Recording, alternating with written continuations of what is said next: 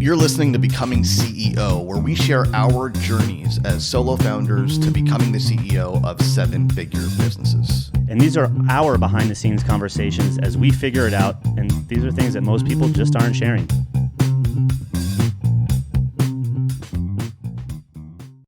Disclaimer, I'm putting Greg on the spot. He has no idea what today's episode is about. I got on, I just hit record.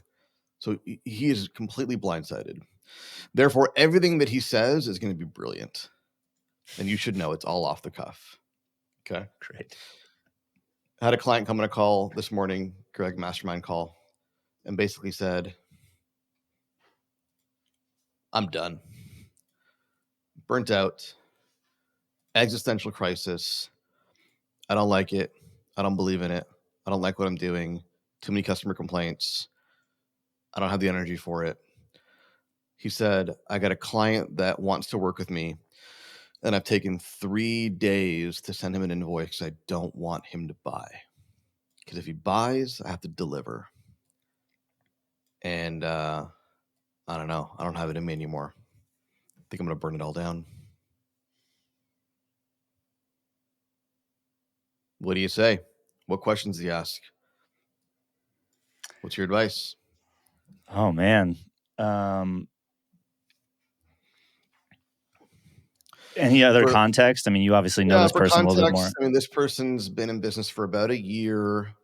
They run kind of a done-for-you agency type service. And they've done well going from like zero to traction, right? Literally starting from zero about a year ago, got some decent traction, but it's still in very much solo entrepreneur, a little team of, freelance fulfillment people, but is doing everything on his own: marketing, sales, fulfillment. The buck stops with him. Yeah,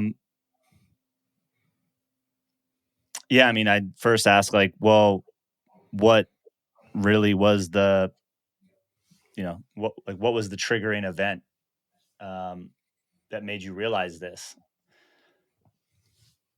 I'd really want to understand that, like, because if I'm assuming you maybe spoke to this person in the last week or two, like, what changed since a week or two ago where this wasn't a thought that was running through your mind, or has this just been something that's been running through your mind since the beginning? So this is somebody who I think has, maybe not as dramatically as today, but has pretty consistently for, the last few months brought up concerns around energy. Do I have what it takes to put into this? Is it going to go anywhere? Overwhelm, fear of getting burnt out, and also just went through a lot of and is going through a lot of the things that people face in the early stage. Like, I remember when he had his first unhappy client, kind of a rite of passage, right? Yeah. But if you're not used to running a business and having people complain about things, it's a bit of a hit, right? So these things have been coming up pretty consistently. And I think the latest trigger for him was this client wanted to sign him a $9,000 check or something. And took him 3 days to send the invoice. And that caused him to pause and look at, well, what's going on here? Like, why am I hesitating to take money? And that triggered a deeper exploration of, how his feelings were about the business. Yeah. So, I mean, my first response would be,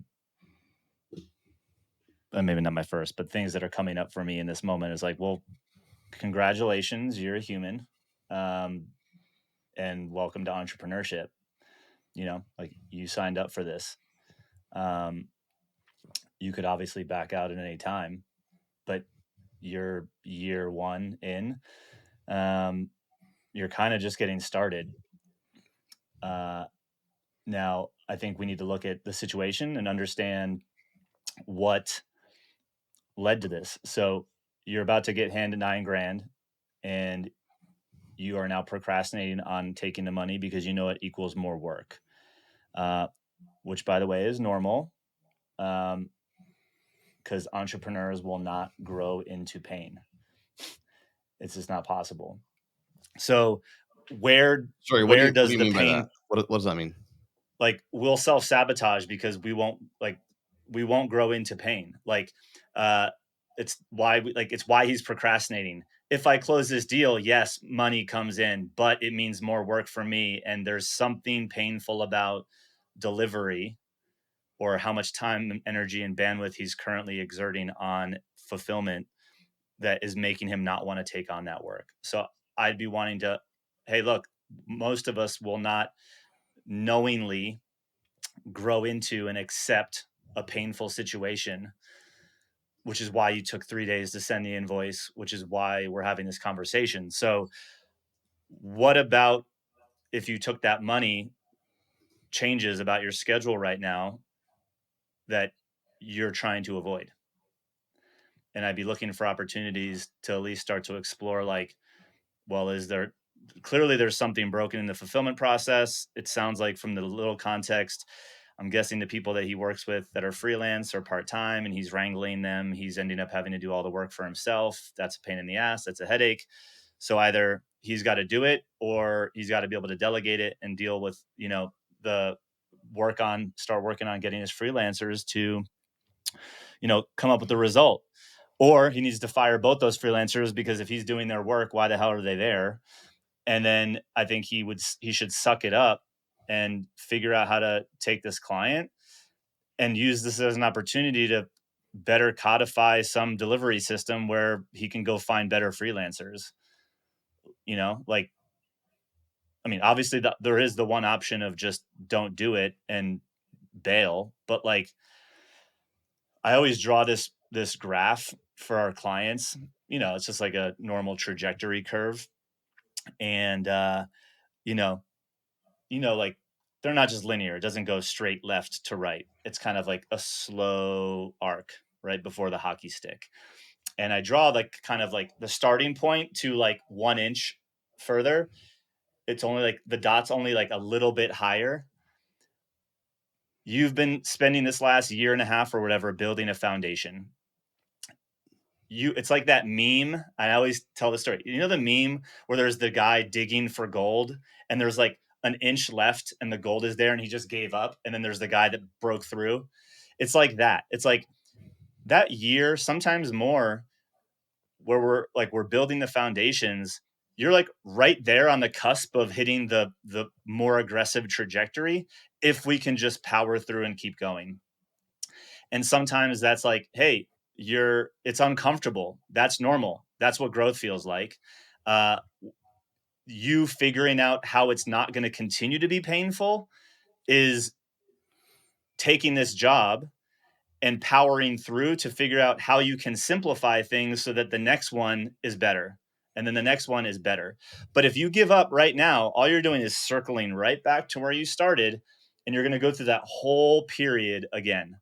And you're going to experience it over and over. And that's where that hamster wheel comes in, right? Like, you're constantly feeling like you're never getting traction. It's like, well, because the second you're getting traction, you bail on doing the work that actually needs to be done on how do you deliver this thing in less time with less effort, with the freelancers that you have. Is it a people problem? Is it a process problem? Is it a you problem? Like, until you solve that, you're going to circle right back to the beginning, try to get traction, and you're going to run into this exact same moment again in the future, probably coincidentally a year to a year and a half from now, because it's going to take you another year and a half to get back to this very moment. And it's still going to feel like you haven't made any real progress because you bailed right when you were about to potentially catapult. So it's like, yes, it's uncomfortable, but if you want to get this systemized and figure out how to finally remove yourself, like, this is that uncomfortable part of growth, right? This is you just threw 20 more pounds or 10 more pounds on the barbell, and you might not do as many reps this time. But in order for you to be able to do, 5 more reps of the new weight, you're going to have to go a few weeks doing 2 to 3 of a higher weight. Like, that's where growth happens, right? We have to tear the muscle and it has to be rebuilt. So I would be kind of looking at, what about the current process? Well, first, I draw that for him and I'd be like, look, this is the cycle. You've probably already can think about moments where you've bailed here and you've done the exact same thing and why we're here. So are we going to keep playing that game? If so, you might as well go get a job. but I don't think that's what you want to do. So let's figure out the problem. Like, how can you fulfill this project so that it doesn't kill you? What's going to be required? Is it new freelancers? Is it, you know, is it you just tough it out for a few extra late nights, early mornings to kind of to resolve this and create some sort of repeatable system? And then I'd pry on that. I don't know. Is that what you would do or what you did? You were such a grizzled, like hard-nosed entrepreneur. I don't feel like that, but It kind of came out of you. I don't always feel that way about you, actually, but it mm, kind of came out of you just now. I'm not saying it in a bad way either. yeah. Um, it's interesting when you were talking about that meme of the guy that's digging for gold, and he's just like right there, and then he quits, right? Yeah. I don't know if this is good or bad, but I think for me, you uncovered a personal philosophy of mine that practically I've been using for years. And again, jury's out whether it's good or bad. You tell me. Yeah. Yeah. But I'm constantly trying to convince myself that I'm in that position. Like I'm Mm, constantly yeah. selling myself on the fact that yeah, it's right there. It's right. And even when you make progress, the next breakthrough is right there. It's right there. It's right there. Yep. Because I know personally, if I feel like the breakthrough the tail is too long, it's going to take a lot of digging. We're not that close. We're way far away from not necessarily the end goal, but like the next milestone, the next breakthrough, the next thing to get excited about. Hmm. My motivation's going to wane. Right. So I've got to constantly convince myself that like we are right there. And sometimes doubt creeps in, right? Mm, And I might question, yeah, but is this just a mental game? Am I really right there? yeah.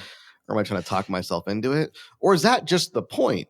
Talk yourself into it. And if you believe it, then you are right there and it's true. Yeah. I mean, I think there is something to be said for, um, is there any validity to, and I'm not sure if I caught exactly how you said it, but like, I think there's an issue in our industry right now, and there's a handful of some people talking about it. And I think I've started talking about it on previous episodes with some of the changes we've been going through. But like, is this person actually building something that they're excited about? Or is it they want this thing, but they don't really want it? And it's difficult conversation because like it's like we as the consultant and coach can only do so much. But like I personally see, a lot of people building businesses that they think they need to create only to find out that they don't like it. Like everyone made their offers so irresistibly good that nobody could say no. But by doing so, they built a business that is a prison, you know? And so, like, are they just far enough in and they're like, this isn't the model for me? Like, because if that's true, then, like, yeah, m- maybe that's why you're not growing into this pain. But like, so it's like, what is the real reason for the pain? Is it just that you don't have any, you're going to have to dig deep to find time to fulfill on this? But if you could find a way to get through it, you would? Or are you not inspired by working with this type of client? Are you not interested in this sort of work anymore?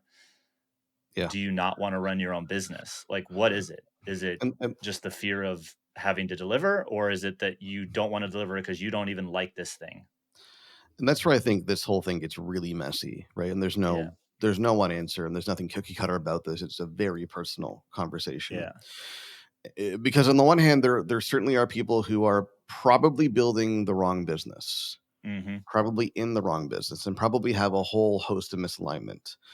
And then there are people who have convinced themselves that that's true, even though it's not true, because it's easier Yeah. to just say, no, this isn't working. I'm not aligned here. I'm going to go do something else. It's easier Hmm. often to believe that than to Hmm. push through the hurdles and the obstacles that are in front of you.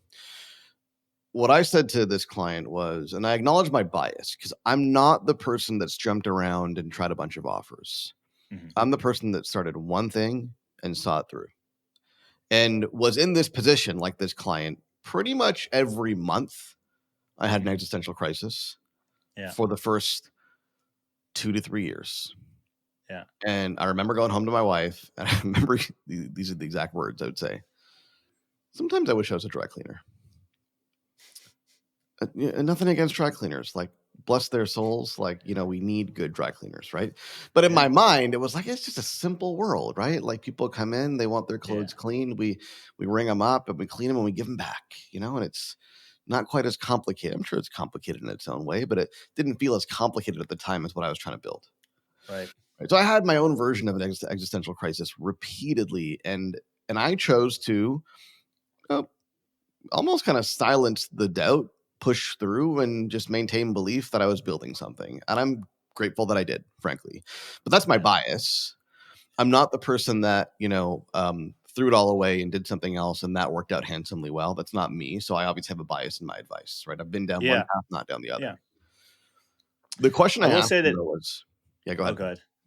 I was just say I will say that while that's a bias,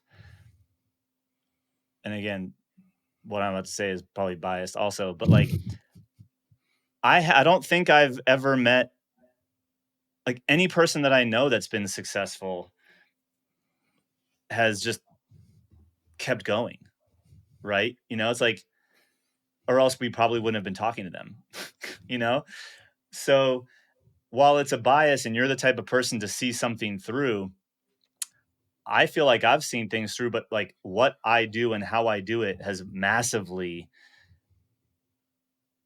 like if you look at Greg 2015 to Greg now, like we fundamentally do the same thing, just in a completely different way. And it would look night and day difference from the outside, but like from month to month, it doesn't look all that different, you know?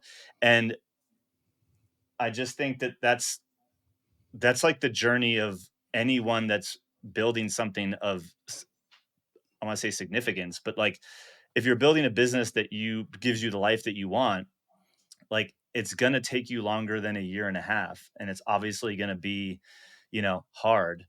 And so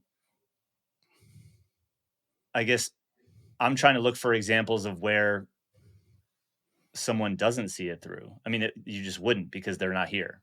So, Yeah. uh, Or they didn't see it through and then they did something else and that was more in alignment and then things really took off, right? That would be the counter example. yeah. So, I mean, what? Yeah. So, go on. Continue. What else? Like, how did they respond to what you So said? this was my ultimate advice and prompt, and I told this client we're going to have more questions than answers today, right? Yeah. Uh, my question was, can you define what it would need to look like for you to make this thing work? So Mm, complete this sentence, finish this prompt. I can make this work if, and then write up a list of criteria. If these mhm, things are true, I can make this work. Come up with your criteria for seeing this business, this offer through and pushing through the obstacles if the following are true. And he almost couldn't answer it initially. And he was thinking about it. And then another client jumped in. This is a mastermind conversation mm, and said, how do you know this is a real existential crisis and like you're not just hungry or frustrated or some emotions creeping up that's like mm, catastrophizing this and blowing out of proportion? And then the client goes, well, you know what? Yeah, if I'm going to be honest, like if clients respected me and they paid their bills on time, I didn't have problems with these freelancers, and I had a lot of repeat purchases, and I got a lot of really good feedback, then like I'd be good. And I was like, hold on. That's your list. Right there. Everything you just said. That's your bullet point list of if these things were true, I would be fine. I can make this work. And the good yeah. news is every single thing that you just mentioned is a solvable problem. Yeah. There are things that you can do to make those things true. Not easy, it's hard work. Yeah. I'll be the Yeah. first to tell you that. But Yeah. those are all solvable problems. If you can look that list in the face and say, yeah, if these things were true, I would be happy. I wouldn't have this massive crisis. I wouldn't be questioning the business and my role Mhm, in it. yeah. Then you probably need to push through.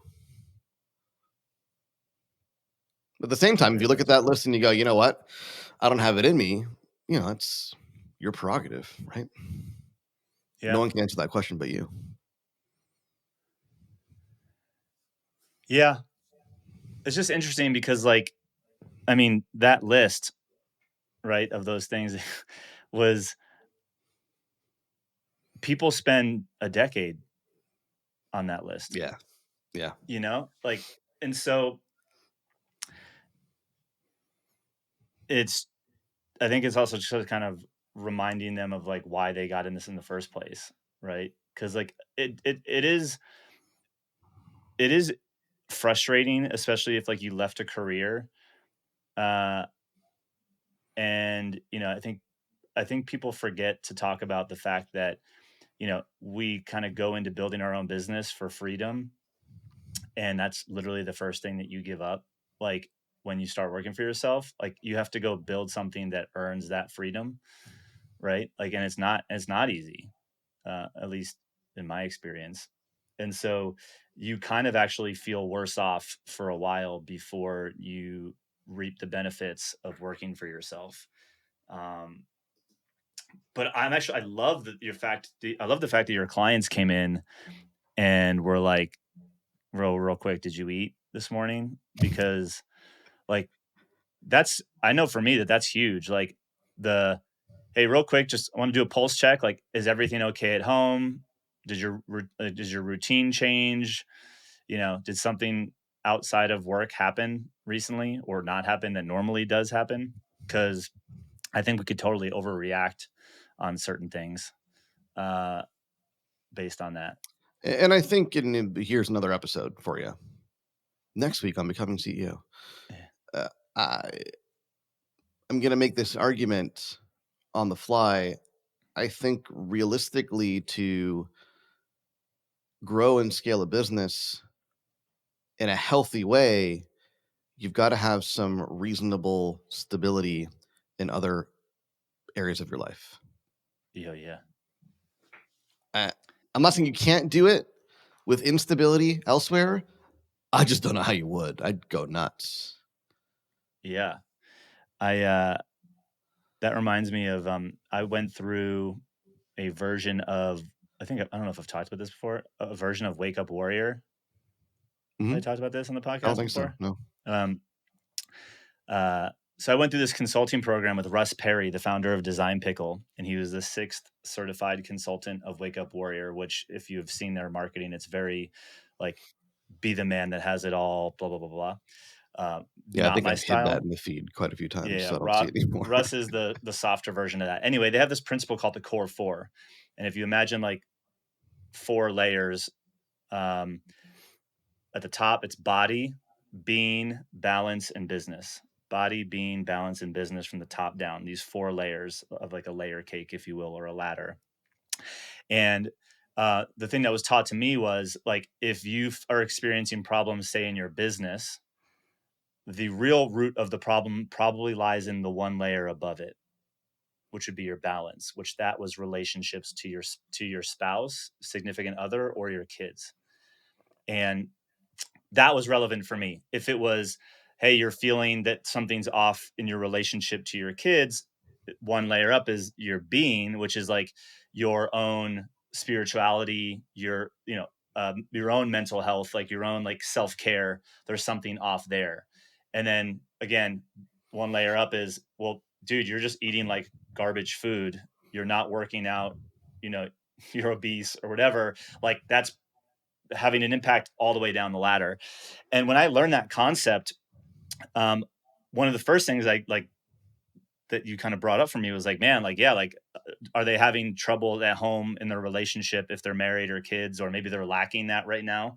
Because that's so important. And what often ends up happening, the reason the business becomes, like, the business feels red, and we're like, oh, well, like, I got to pour extra into the business. I'm going to work later nights. I'm going to work, weekends. And all you're doing is further neglecting the layer up, which is the relationships, which is exactly what I did when I was going through in 2019 when I worked with Russ on this. And the second I realized that, I was like, oh, I'm going to actually double down on my relationships. And surprisingly, my business got better. So I'm all with you on that. There's this, like, if that's all you got, it's like the two-legged stool. Like it's gonna tip. It's gonna fall over.